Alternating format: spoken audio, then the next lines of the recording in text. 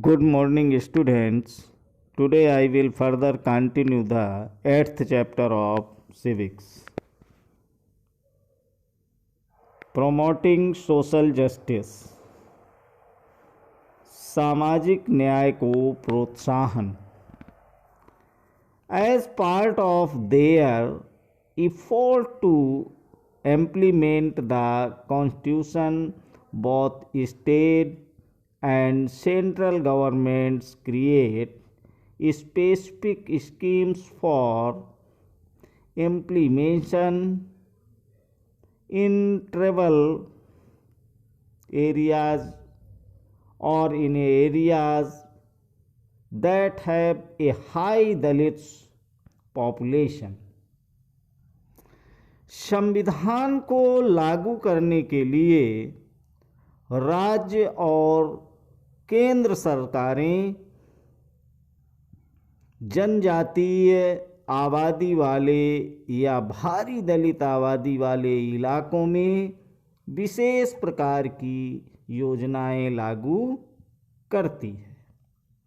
For example, the government provides for free और subsidised hostels for students of Dalit and Adivasi communities so that they can avail of education facilities that may not be available in their localities. उदाहरण के लिए कई स्थानों पर दलितों और आदिवासियों को सरकार की ओर से मुफ्त या रियायती दरों पर छात्रावास की सुविधा उपलब्ध कराई गई है ताकि वे शिक्षा संबंधी सुविधाएं हासिल कर सकें जो मुमकिन है कि उनके अपने इलाकों में उपलब्ध नहीं हो. इन addition to providing certain facilities, the government also appears through laws to ensure that considerate steps are taken to inequity in the system. कुछ जरूरी सुविधाएं मुहैया कराने के अलावा सरकार कानूनों का भी इस्तेमाल करती है ताकि व्यवस्था में निहित असमानता को खत्म करने के लिए ठोस कदम उठाए जा सकें. One such law policy is the reservation policy that today is both significant and highly contentious.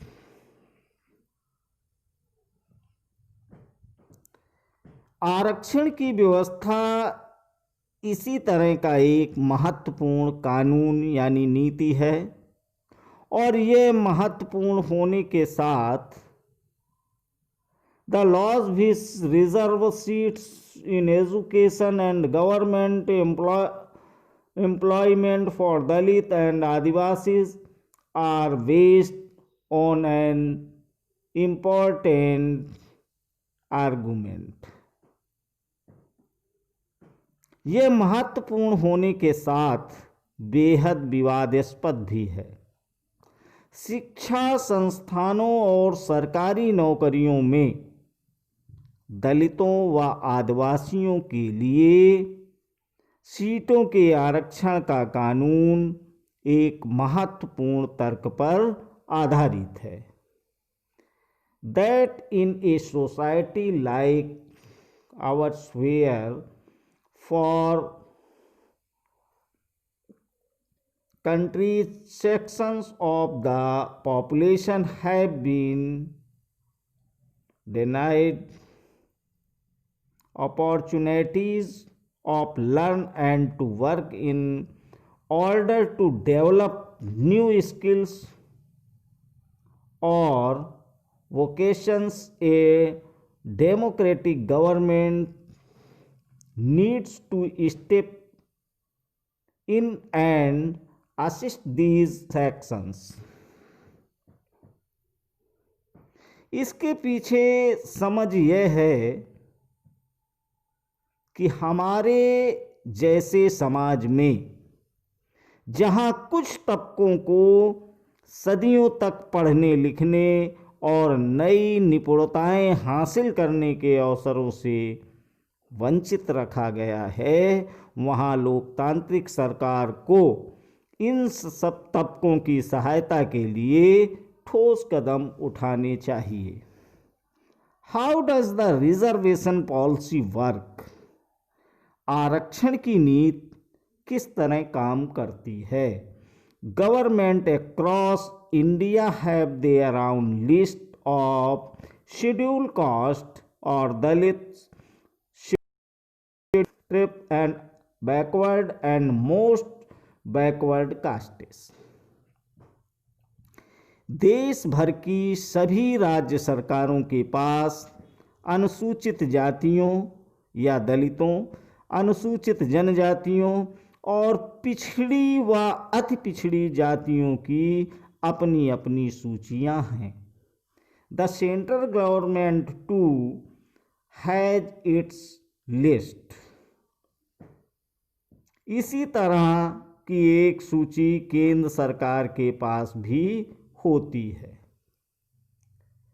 Student applying to educational institution and those applying for posts in government are expected to furnish proof of their caste or tribes status in the form of caste and tribe certificates.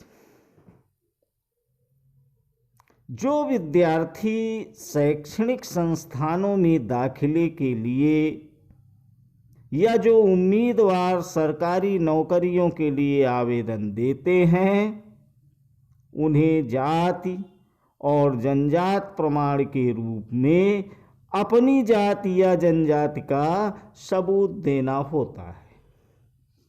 Many government and educational institutions also ask for candidates to mention their caste status. अगर कोई खास दलित या if particular Dalit caste or a certain tribe is on government list, then a candidate from that caste or tribe can avail of the benefit of reservation. अगर कोई खास दलित जाति या जनजाति सरकारी सूची में है तो उस जाति या जनजाति का उम्मीदवार आरक्षण का लाभ उठा सकता है। For admission to college, specially to institute of professional education such as medical college, government define a set of cut off marks.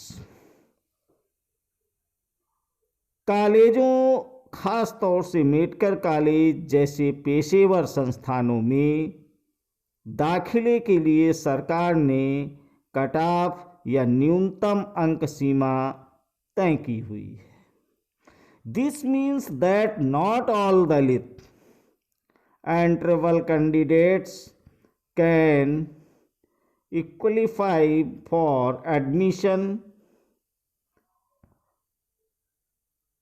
The candidates can qualify for admission, but only those who have done responsibly well and secured marks above the cut-off point. इसका मतलब यह है कि संस्थानों में सभी दलित और आदिवासी उम्मीदवार दाखिला नहीं पा सकते। इनमें उन्हीं दलित और आदिवासी विद्यार्थियों को दाखिला मिल सकता है जिन्होंने परीक्षाओं में अच्छा प्रदर्शन किया है और न्यूनतम अंक सीमा से ज़्यादा अंक प्राप्त किए हैं। Government also offer special scholarship for these student. सरकार इन विद्यार्थियों को विशेष छात्रवृत्ति भी देती है। In your class 9th political science textbook, you will read more a reservation for backward classes. नवीं कक्षा की राजनीति विज्ञान की पुस्तक में आप अन्य पिछड़े वर्गों के लिए आरक्षण की व्यवस्था के बारे में और विस्तार से जानेंगे।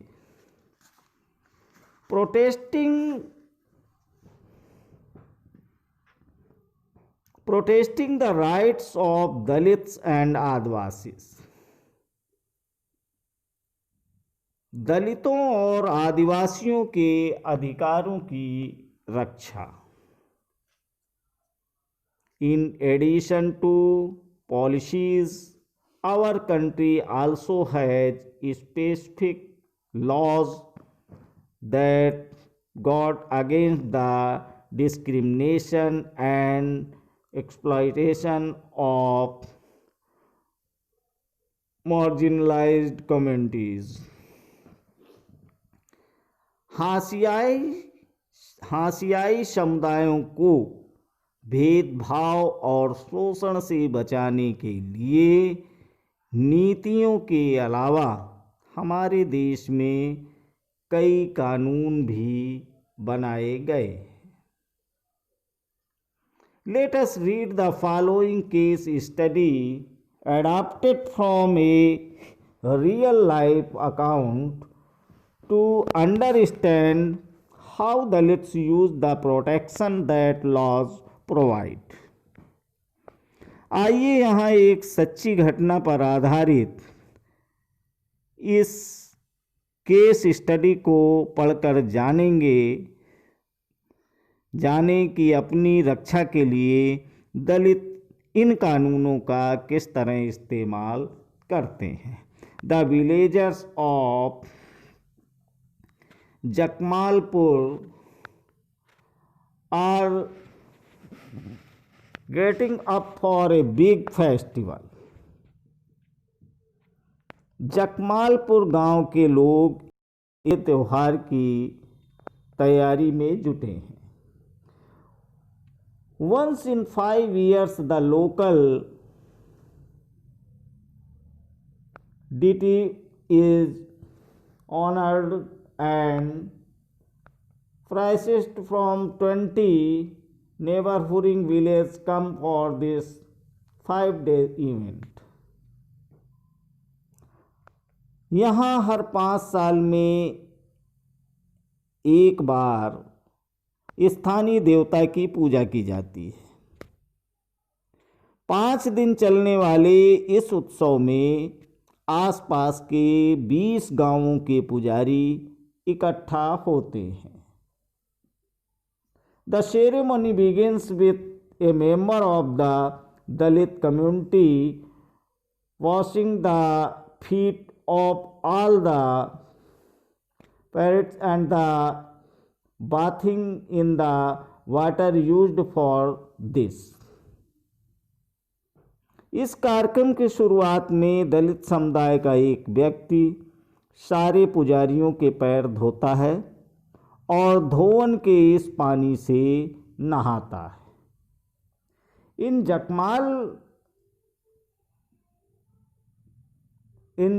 जकमालपुर the person who performed this task belonged to Ratnam family।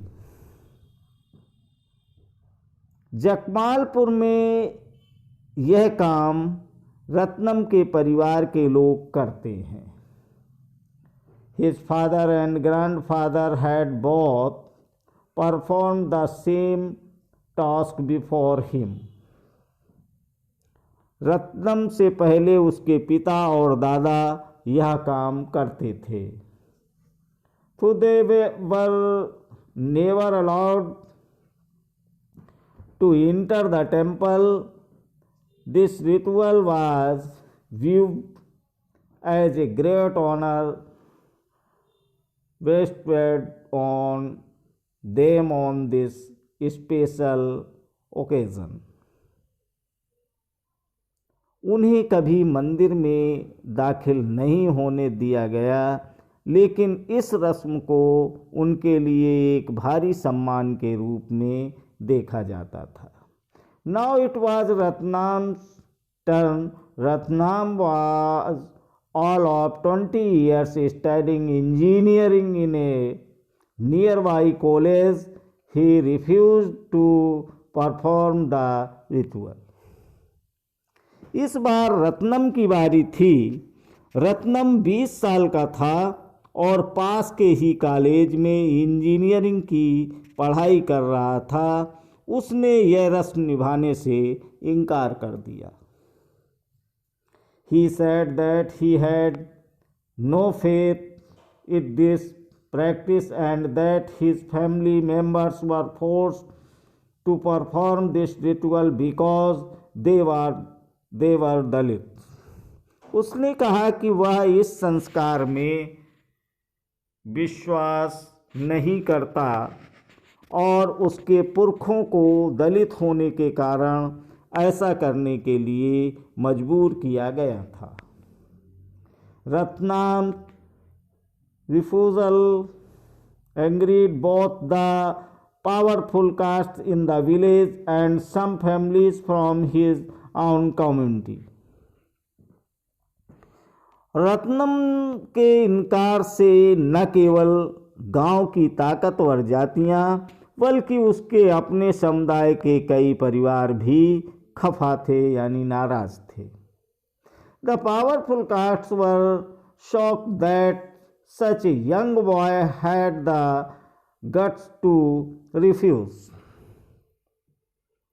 ऊंची जातियों को लोगों को यह देखकर हैरानी थी कि कच्ची उम्र का एक नौजवान उनका हुक्म मानने से इनकार कर रहा है। They believed that it was Ratnam's education which allowed him to imagine that he could start comparing himself with them. उनको लगता था कि रत्नाम की पढ़ाई लिखाई ने उसे बिगाड़ दिया है और अब वह खुद को उनके बराबर मानने लगा है। Those from Ratnam's own caste were fearful of angering the powerful. Ratnam की जाति के लोग भी ऊंची जाति वालों के गुस्से की आशंका से डरे हुए थे। Many worked on their fields as daily wage laborers. उनमें से बहुत सारे सवर्णों के खेत खलिहानों में दिहाड़ी मजदूर थे। If the dominant caste decide to not call them, then what would they earn? How would they survive? They also declare that the wrath of the local deity would strike them if they refuse to give in. अगर प्रभुत्वशाली जातियां उन्हें काम देना बंद कर दें तो वे क्या खाएंगे, जिंदगी कैसे चलेगी। ऊंची जातियों ने ये भी ऐलान कर दिया था कि अगर दलित नहीं झुकेंगे तो उन्हें स्थानीय देवता का अभिशाप लगेगा। Ratnam argued that given that not a single Dalit had ever entered the temple, how could the deity be angry with them? Ratnam की दलील यह थी कि चूंकि आज तक एक भी दलित मंदिर के भीतर नहीं गया है, इसलिए देवता के उन पर गुस्सा होने का सवाल ही नहीं उठता है। Thank you.